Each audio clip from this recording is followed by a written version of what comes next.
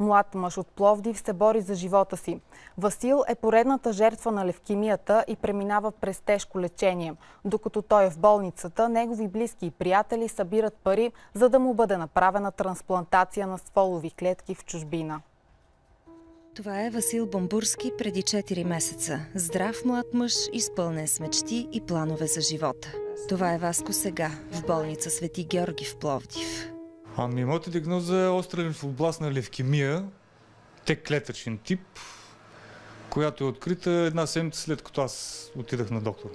Васко вече е преминал през един курс на химиотерапия и се надява до дни да настъпи ремисия, период, в който болестта е овладяна и той може да се подложи на трансплантация.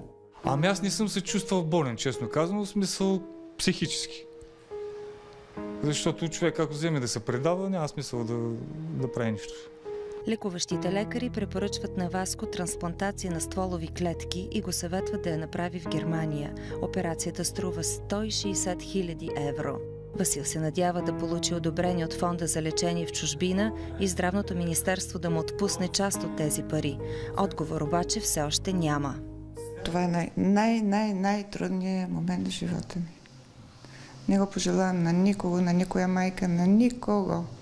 Докато Васко е в болницата, неговите приятели и близки правят всичко възможно, за да му помогнат.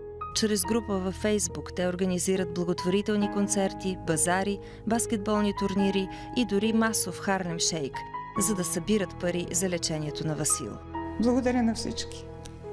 Просто им благодаря.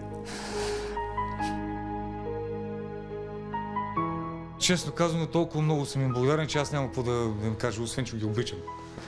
Това е. Въпреки болестта, Васко не се предава и обещава да победи в битката с левкемията.